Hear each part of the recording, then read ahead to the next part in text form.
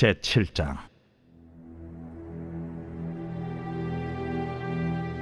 이스라엘 자손들이 온전히 바친 물건으로 말미암아 범죄하였으니 이는 유다 지파 세라의 증손 삽디의 손자 갈미의 아들 아간이 온전히 바친 물건을 가졌습니다. 여호와께서 이스라엘 자손들에게 진노하시니라. 여호수아가 여리고에서 사람을 베델 동쪽 베다웬 곁에 있는 아이로 보내며 그들에게 말하여 이르되, 올라가서 그 땅을 정탐하라. 그 사람들이 올라가서 아이를 정탐하고 여호수아에게로 돌아와 그에게 이르되, 백성을 다 올라가게 하지 말고 2-3천 명만 올라가서 아이를 치게 하소서. 그들은 소수이니 모든 백성을 그리로 보내어 수고롭게 하지 마소서. 하므로 백성 중 3,000명쯤 그리로 올라갔다가 아이 사람 앞에서 도망하니 아이 사람이 그들을 36명쯤 쳐 죽이고 성문 앞에서부터 스바림까지 쫓아가 내려가는 비탈에서 쳤으므로 백성의 마음이 녹아 물같이 된지라. 여호수아가 옷을 찢고 이스라엘 장로들과 함께 여호와의 궤 앞에서 땅에 엎드려 머리에 티끌을 뒤집어 쓰고 저물도록 있다가 이르되, 슬프도소이다 주 여호와여, 어찌하여 이 백성을 인도하여 요단을 건너게 하시고 우리를 아모리 사람의 손에 넘겨 멸망시키려 하셨나이까? 우리가 요단 저쪽을 만족하게 여겨 거주하였다면 좋을 뻔하였나이다. 주여, 이스라엘이 그의 원수들 앞에서 돌아섰으니 내가 무슨 말을 하오리까? 가나안 사람과 이 땅의 모든 사람들이 듣고 우리를 둘러싸고 우리 이름을 세상에서 끊으리니 주의 크신 이름을 위하여 어떻게 하시려 하나이까? 여호와께서 여호수아에게 이르시되, 일어나라. 어찌하여 이렇게 엎드렸느냐? 이스라엘이 범죄하여 내가 그들에게 명령한 나의 언약을 어겼으며 또한 그들이 온전히 바친 물건을 가져가고 도둑질하며 속이고 그것을 그들의 물건들 가운데 두었느니라. 그러므로 이스라엘 자손들이 그들의 원수 앞에 능히 맞서지 못하고 그 앞에서 돌아섰나니 이는 그들도 온전히 바친 것이 됨이라. 그 온전히 바친 물건을 너희 중에서 멸하지 아니하면 내가 다시는 너희와 함께 있지 아니하리라. 너는 일어나서 백성을 거룩하게 하여 이르기를, 너희는 내 일을 위하여 스스로 거룩하게 하라. 이스라엘의 하나님 여호와의 말씀에, 이스라엘아, 너희 가운데 온전히 바친 물건이 있나니 너희가 그 온전히 바친 물건을 너희 가운데서 제하기까지는 내 원수들 앞에 능히 맞서지 못하리라. 너희는 아침에 너희의 지파대로 가까이 나오라. 여호와께 뽑히는 그 지파는 그 족속대로 가까이 나올 것이요, 여호와께 뽑히는 족속은 그 가족대로 가까이 나올 것이요, 여호와께 뽑히는 그 가족은 그 남자들이 가까이 나올 것이며, 온전히 바친 물건을 가진 자로 뽑힌 자를 불사르되 그와 그의 모든 소유를 그리하라. 이는 여호와의 언약을 어기고 이스라엘 가운데에서 망령된 일을 행하였음이라 하셨다 하라. 이에 여호수아가 아침 일찍이 일어나서 이스라엘을 그의 지파대로 가까이 나아오게 하였더니 유다 지파가 뽑혔고,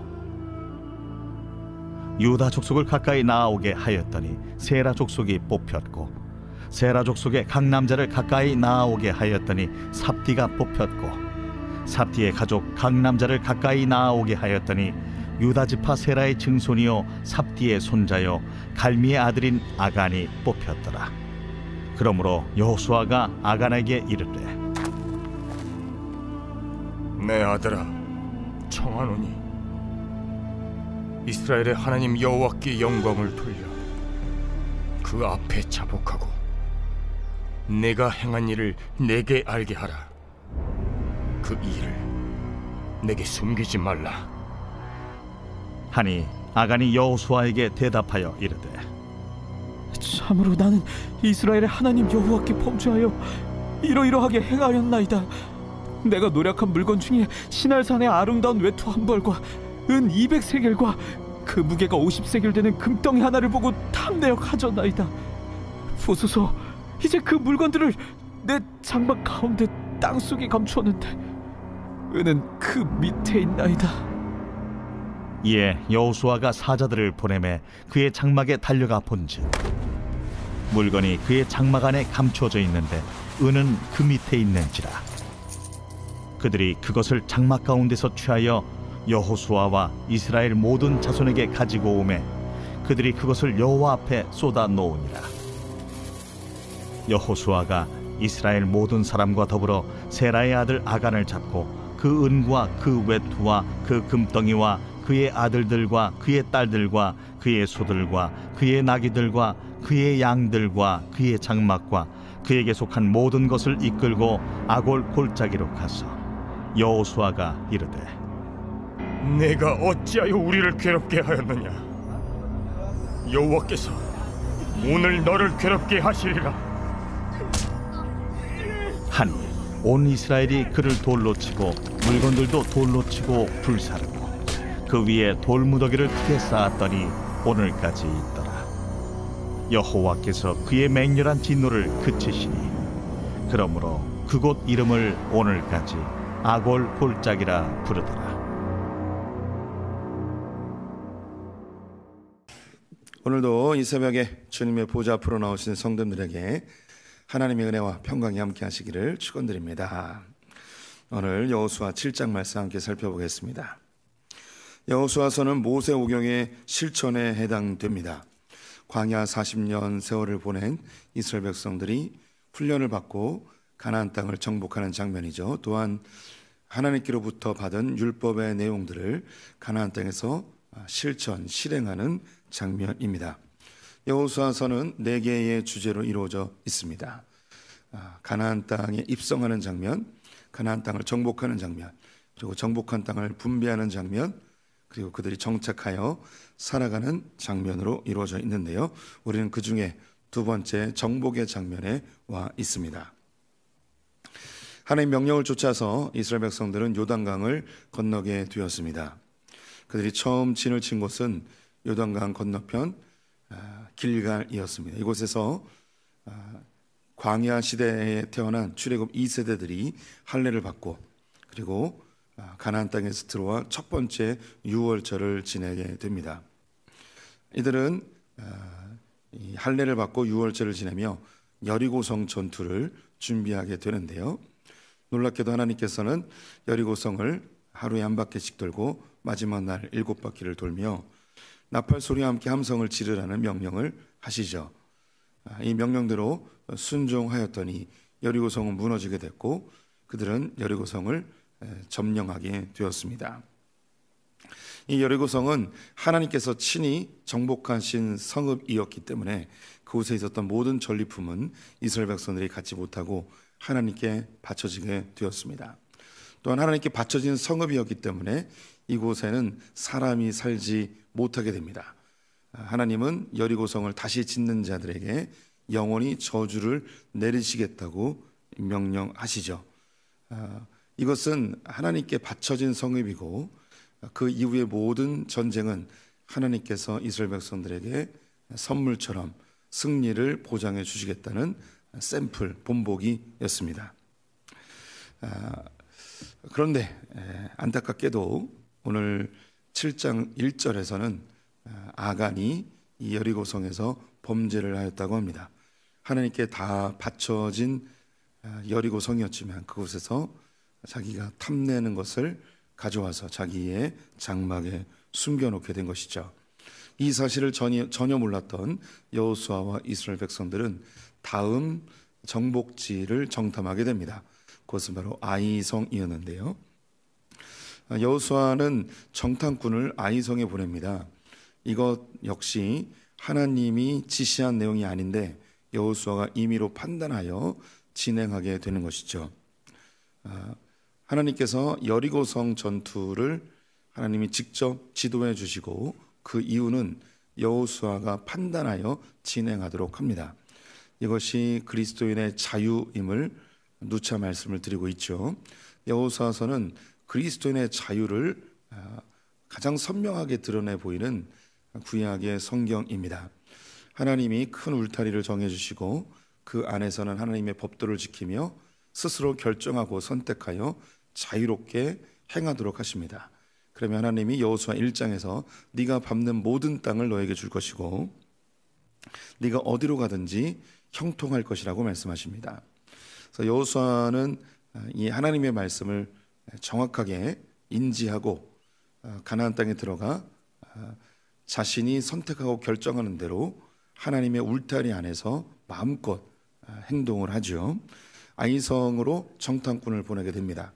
정탐꾼이 돌아와서 이 보고를 하게 되는데요. 여리고성에서 아이성까지의 거리는 약 24km 정도 됩니다. 우리가 이제 걷게 되면 한 대여섯 시간 정도 걸어야지 도착할 수 있는 거리이죠. 이곳을 이제 정탐하고 돌아온 사람들의 보고는 그 성읍이 작고 사람들이 얼마 되지 않으니 우리가 2-3천 명만 군인을 선발해서 보내면 충분히 이길 수 있을 것 같습니다 라고 정탐을 보고하게 됩니다. 이 아이라는 이름은 언덕이라는 뜻입니다. 그래서 베델과 아이 사이에서 창세기에 자주 등장했던 이름이죠. 베델과 아이 그 사이에 이제 골짜기가 있습니다. 그래서 그 북쪽 이스라엘에서 이스라엘 평화를 거쳐 이제 예루살렘으로 오기 위해서는 반드시 이 베델과 아이 사이를 거쳐야 합니다. 베델은 야곱이 돌베개를 자고 잤던 곳이죠. 그래서 이곳은 큰 성읍이나 어떤 그 전략적 요충지는 아니었습니다. 반면에 이 아이는 언덕을 이루고 있어서 이 위에서 이제 골짜기를 내려다 볼 수 있는 전략적 요충지라 할 수 있겠습니다. 그 길목을 지키는 중요한 성읍이었던 거죠. 그래서 그 성읍이 크지는 않지만 군사적으로 굉장히 중요한 위치였기 때문에 이 아이성을 점령하는 것이 그리 쉬운 일은 아니었을 것입니다. 그리고 이 정탐꾼들이 크게 실수한 게 있었습니다. 이것은 이 아간의 범죄로 인해서 하나님이 정탐꾼들의 눈을 착오를 일으키고 실수하게 하신 것이라고 할 수도 있겠죠. 다음 장을 가게 되면 그 아이성에 살고 있었던 이 사람들의 죽음이 12,000명이 죽습니다. 남녀 12,000명. 그러면 이제 남녀 비율을 이제 50대 50이라고 하더라도 6,000명 정도의 남성들이 있었던 것이죠. 그래서 여호수아가 3,000명의 군대를 보내게 되는데 그 숫자적으로 보아도 전쟁에서 이길 수 있는 가능성은 적었다고 하겠습니다. 그리고 아이성이 전략적 요충지임을 이 정탐꾼과 여호수아는 전혀 알지 못했던 것이죠. 그래서 이 3,000명의 군대로 아이성을 점령하는 것은 전략적으로 실패한 것이었습니다. 이 모든 것이 하나님이 일하신다면 3,000명으로도 충분히 점령할 수 있었겠죠. 하지만 이 정탐꾼들의 판단이 실수였고 또 아이성이 견고한 성읍이었기 때문에 그들은 전쟁에 나가서 36명이 죽고 전쟁에서는 패배하게 됩니다. 우리 성도님들이 여호수아라고 가정을 해보았을 때 이제 여리고 성을 점령했습니다. 근데 이 여리고 성은 하나님 점령시켜 주신 것이죠. 여호수아에게는 첫 번째 전략을 세워서 첫 번째 실제 전쟁은 아이성 전투였습니다. 이곳에서 패배를 한 거예요. 전략이 틀렸고 전쟁에서 패배했고 36명이 죽었고 여호수아에게는 큰 충격이었습니다. 여호수아의 성향을 정확히 알 수 없지만 여호수아서를 쭉 보면서 느껴지는 게 여호수아는 굉장히 소심한 사람이다라는 느낌이 듭니다. 그래서 그런지 여호수아 1장에서 강하고 담대하라 라는 것이 4번이나 반복되며 여호수아를 격려한 것이 아닐까 싶기도 한데요. 이 아이성 전투가 실패로 돌아가자 하나님께 와서 엄청나게 펑펑 울면서 하나님 이거 어떻게 하면 좋습니까? 어쩌려고 이러십니까? 여기서 우리가 이게 다 이방 족속들에게 멸망하면 어떡합니까? 하면서 이제 36명 죽었거든요.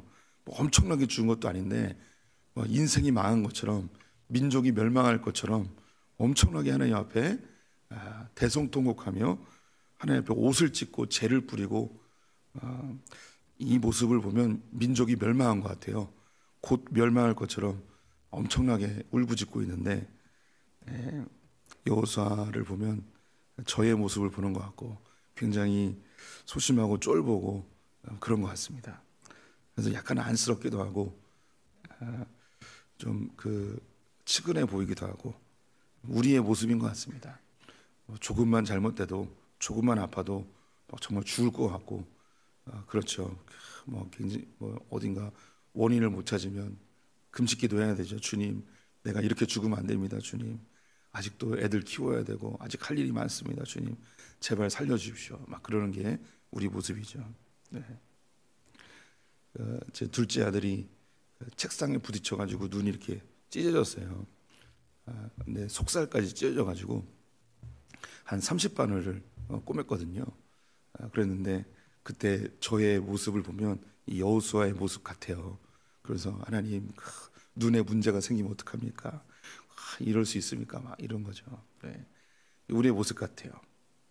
그랬더니 하나님이 여호수아에게 알려줍니다. 너의 전략이 잘못됐거나 너의 실수가 아니다. 이거는 너희들 가운데 범죄가 있기 때문이다 라는 거죠. 그래서 지파별로, 가문별로, 가족별로 제비뽑기를 해서 그 범죄자가 누구인지 알아내라는 거죠. 유다 지파가 제비뽑기에서 결정이 되었습니다. 그리고 삽디가 결정이 되었고, 그리고 또 제비뽑기를 했더니 아간이 뽑히게 되었습니다. 여호수아가 아간을 불러서 그의 죄를 질책하였더니 고백을 하죠.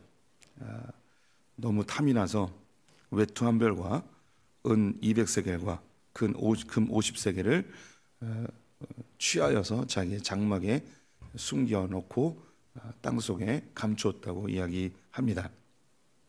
당시 은 1세겔은요 한 달치 봉급이었다고 합니다. 그러니 200세겔이면 굉장히 큰 금액이죠. 지금도 200달, 200달이면 거의 20년, 15년, 20년의 이 연봉입니다. 엄청난 그 금액인데요. 이걸 숨겨 놓았습니다. 이 일에 대해서 하나님이 그의 모든 취한 것과 물건들과 가족들을 다 돌로 쳐 죽이도록 하고 있습니다. 신명기의 계명을 보게 되면 아버지의 죄 때문에 자식이 벌을 받지 못하고, 자식의 죄 때문에 아버지가 처벌받지 못하도록 하는 연좌제를 금지한 내용이 있습니다. 그런데 오늘 이 아간의 죄 때문에 그의 모든 가족이 돌에 맞아 죽는 일이 발생합니다. 하나님이 스스로 자기가 세우신 법률을 스스로 파기하는 일이 발생하게 됐는데요. 이걸 어떻게 해석해야 될지 몇 가지 의견이 있습니다. 첫 번째 의견은 하나님이 법을 정하셨기 때문에 하나님이 파기할 수 있다라고 이야기하시는 것인데, 저는 이 의견에 공감하지 않습니다. 하나님은 당신이 세우신 법을 스스로 지키시는 분이십니다. 그렇다면 여기에 왜 이런 그 연좌제와 같은 일이 벌어졌을까? 이 일에 대해서 해석할 수 있는 장면이 하나 있습니다. 그것이 고라의 일당이 루벤 지파의 사람들과 함께 모세에게 대적한 일이 있었습니다.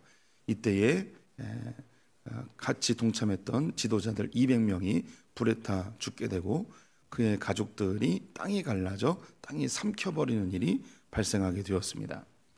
그런데 이 고라 자손들이 하나님 앞에 징계를 받게 되는데요, 놀라운 것이 시편을 보게 되면 고라 자손들의 시가 나오게 됩니다. 그래서 모두가 다 징계를 받은 게 아니고 그 중에 살아남은 후손들이 있는 거예요. 그럼 그 살아남은 후손들은 무엇인가? 이 후손들과 또 이 고라와 함께 루벤 지파에서 같이 선동하였던, 그리고 같이 동참했던 그 르우벤 지파의 지도자들 3명의 이름이 등장을 합니다. 그런데 징계를 받을 때는 2명의 가문만 언급이 되고 한 가문은 제외가 돼요. 고라 자손들 중에 살아남은 자들이 있고 동참했던 지도자들 중에 살아남은 존재가 제외된 존재가 있는 거예요. 그러면 이들은 무엇인가? 그 유대인의 전승을 보게 되면 3명의 르우벤 지파의 지도자들이 동참했다가 한 가문이 한 사람이 회개하는 장면을 기록하고 있습니다. 이 일은 잘못됐다. 그래서 이 일은 내가 이렇게 처음엔 동참했지만 거기서 나는 돌이켜 이 일에 계속하지 않겠다라고 회심을 하고 돌아오는 장면이 유대인의 전승에 있습니다. 그리고 고라 자손들 중에 남아있는 자손이 있었던 것이죠. 이것을 보았을 때에 모두가 다 징계를 받은 게 아니고 그 가운데 회심을 하거나 동참하지 않은 자들은 살아남는 일이 있습니다. 오늘 그것을 기반으로 하여 이 아간의 범죄를 해석하게 된다면 아간과 그의 모든 가족이 돌에 맞아 죽었습니다. 그러면 여기서 추론할 수 있는 것은 아간이 물건을 훔쳐왔습니다. 이것을 온 가족이 본 거죠. 온 가족이 봤을 때 아버지, 여보, 이건 잘못된 일입니다. 하나님이 아무것도 손대지 말라고 했는데 이걸 왜 가져오셨습니까? 이거 당장 다시 돌려놓으십시오 라는 이야기를 하거나 혹은 이것을 여호수아에게 고발하여서 우리 아버지가 이런 죄를 졌습니다 라고 신고를 하였다면 상황은 달라지지 않았을까 생각이 듭니다. 그렇다면 여기에 있는 이 온 가족이 같이 돌에 맞아 죽었다는 것은 아버지가 이것을 가져왔을 때 어머 여보 너무 잘했어요. 이제 우리 집안은 편안하게 살겠네요 라고 반응하거나 아들들이 이 사실을 알았음에도 아버지가 죽으면 저것이 나의 것이 되겠구나 라는 탐심을 같이 갖지 않았을까 생각해 봅니다. 이것은 천국 가서 정확하게 물어봐야 되겠지만 하나님은 당신이 세우신 법률을 스스로 파기하는 분이 아니십니다. 그래서 연좌죄는 아니고 이들이 함께 죽은 것은 아버지의 범죄, 남편의 범죄를 함께 공유하고 동참하고 지지하고 받아들였기 때문에 징계를 받았다라고 생각됩니다. 이 일이 사도행전에서 유사하게 또 나타나게 되는데요. 초대교회가 형성되어지고 바나바가 자기의 재산을 다 팔아서 교회에 헌납하는 일이 있습니다. 이 일이 교회에 엄청난 큰 기쁨이었고 초대교회가 세워지는데 큰 도움이 되었죠. 이 일을 보고 아나니아와 삽비라라는 이 사람 부부가 그 바나바가 사람들에게 지지를 받고 인정받는 모습을 보면서 자신들의 마음속에도 이 자신의 밭을 팔아서 하나님께 헌금하겠다라는 마음이 있었습니다. 그런데 막상 드리려 하였더니 아까운 거죠. 그래서 그것에서 일부를 취하게 됩니다. 근데 아나니아가 이것을 취하면 삽비라인 부인이 여보 하나님께 드리기로 작정을 했는데 다 드려야죠. 왜 일부만 드립니까? 라고 하며 그것을 멈추거나 혹은 이것을 동참하지 아니하였다면 그 부인은 살아남았을 것입니다. 그런데 부부가 함께 죽죠. 그것은 함께 동참하였기 때문에 그 시도는 남편이 했지만 동참한 아내도 함께 죽임을 당하게 됩니다. 우리 성도님들이 이 교회에서 이런 일들이 벌어질 수가 있어요. 교회가 하나님 앞에서 올바른 판단하지 못하고 올바른 길로 가지 않을 때에 우리 성도님들이 스스로 판단하기에 이건 옳지 않습니다. 이거는 하나님이 기뻐하는 일이 아닙니다 라고 이야기하거나 동참하지 아니하고 그 교회를 떠나거나 이런 결정을 내리셔야 되는 거예요. 교회가 올바른 방향으로 가고 있지 않은데 내가 옛날부터 다녔던 교회이고 혹은 내가 교제권이 다 여기 있으니 교회가 바른 길을 가지 않더라도 그냥 여기 있지 하면서 묵인하고 동참하게 되었을 때 그때에 우리 성도님들이 이 아간의 일어났던 일이 우리에게도 일어날 수 있는 일입니다. 한국 교회도 그런 일들이 있었고, 뭐 역사 속에서도 수많이 일어나고 있고, 지금도 미국 교회들이 이 일로 큰 분열이 일어나고 있습니다. 몇 년 전에 미국 대법원에서 동성 결혼을 합법화하였죠. 그 일로 인해서 미국에 있는 주요 교단들이 대법원에서 합법화를 하였기 때문에 교단 법도 바꿨어요. 바꾸는데 이제 교회에서 동성 결혼을 주례해 줄 수 있는 동성 결혼을 인정해 주게 되었습니다.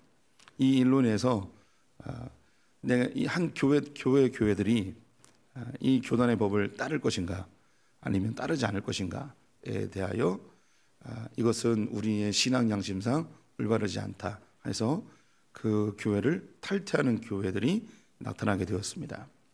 미국의 제일 큰 교단 중에 하나가 이제 연합감리교회인데, 이 연합감리교회의 플로리다 연회에서는 우리는 이 미국 전체 연합감리교회에서 탈퇴하겠습니다. 이 플로리다에 있는 감리교회들은 이 동성애 결혼을 인정할 수 없습니다 하고 나오게 된 거죠. 이 단지 이제 동성애나 차별금지법이 단지 이 국가적인 그런 법률처럼 보여지시겠지만 이 뒤에는 엄청난 사단의 계략이 있습니다. 지금 그걸 다 이야기할 시간은 아닌데, 사단은 이 차별금지법, 동성애를 통하여서 교회를 갈기갈기 찢어놓는 일을 하고 있습니다. 영국 교회가 그렇고 미국 교회가 그렇고, 한국도 차별금지법이 통과되면 차별금지법을 찬성하는 교회와 그것을 반대하는 교회로 갈기갈기 찢어지게 될 겁니다. 그리고 교회들도 교회 안에서 찬성하는 자와 반대하는 자로 나눠지게 되겠죠.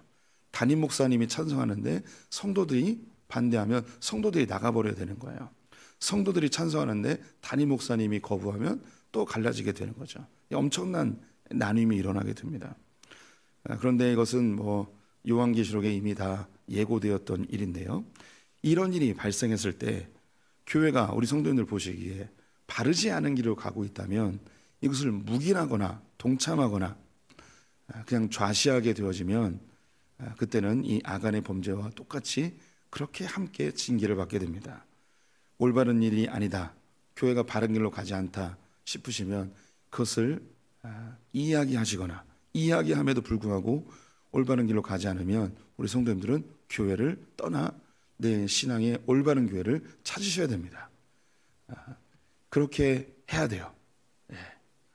굳이 교회가 올바른 길로 가지 않음에도 불구하고 인간관계나 혹은 익숙함에 젖어들지 마시고 우리는 늘 진리를 찾아 움직여야 되는 존재들입니다. 이 아이성의 패배는 샘플과 같습니다.